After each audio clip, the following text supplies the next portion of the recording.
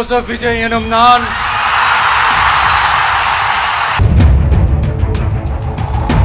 ಎಲ್ಲರ ನೆಚ್ಚಿನ ನಟನಾಗಿದ್ದ ದಳಪತಿ ತಮಿಳುನಾಡಿನ ರಾಜಕೀಯಕ್ಕೆ ಪ್ರವೇಶಿಸಿ ಹೊಸ ಇತಿಹಾಸವನ್ನ ಬರೆದಿದ್ದಾರೆ. ಟಿವಿಕೆ ಪಕ್ಷದ ನಾಯಕ ಈಗ ತಮಿಳುನಾಡಿನ ಸಿಎಂ ಆಗಿ ಸಾವಿರಾರು ಜನರ ನಡುವೆ ಪ್ರಮಾಣ ವಚನ ಸ್ವೀಕರಿಸಿದ್ದಾರೆ. ವಿಜಯ್ ಅವರ ಕನಸು ಇಂದು ನೆರವೇರಿದೆ.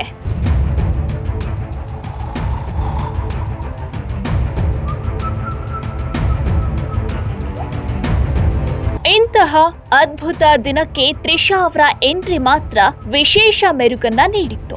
ವಿಜಯ್ ಅವರ ಗೆಳತಿಯ ಮುಖದಲ್ಲಿ ಎಂದಿಗಿಂತ ನಗುಮುಖದಲ್ಲಿ ಕಾರ್ಯಕ್ರಮಕ್ಕೆ ಬಂದ ತ್ರಿಷಾ ಎಲ್ಲರನ್ನ ಆತ್ಮೀಯವಾಗಿ ಮಾತನಾಡಿಸಿ ಫ್ಯಾನ್ಸ್ ಹತ್ತ ಕೈಬೀಸಿದ್ದಾರೆ.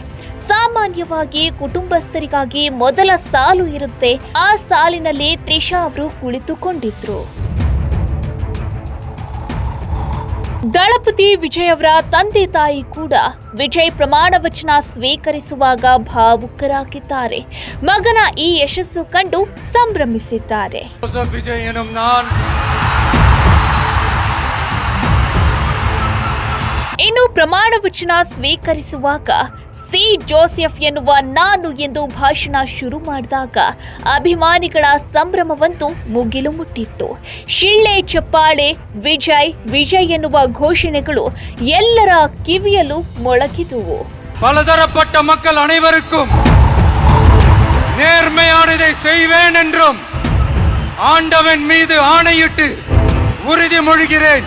ನಿಮ್ಮ ಮನೆ ಮಗನಾಗಿ ನಿಮ್ಮಲ್ಲಿ ನಾನು ಒಬ್ಬ ಎಂದಿದ್ದಾರೆ. ಹೊಸ ಆಡಳಿತ, ಹೊಸ ಅಧ್ಯಾಯವನ್ನು ಶುರು ಮಾಡ್ತೀನಿ ಎಂದು ಹೇಳಿದ್ದಾರೆ. ಹಾಗೆ ರಾಜಕೀಯ ವಿರೋಧಿಗಳಿಗೆ ಖಡಕ್ ಎಚ್ಚರಿಕೆಯನ್ನ ಕೊಟ್ಟಿದ್ದಾರೆ. ಒಟ್ನಲ್ಲಿ ಜನರಿಗೆ ದಳಪತಿ ಹೊಸ ಭರವಸೆಗಳನ್ನ ನೀಡಿದ್ದಾರೆ. தமிழக வெற்றி கழக தோழர்களே,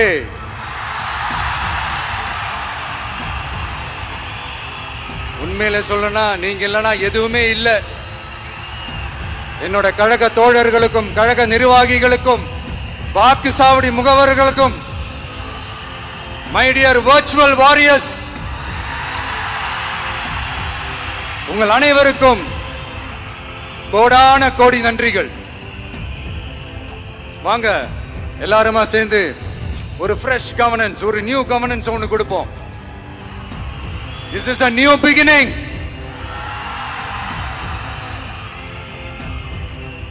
A new era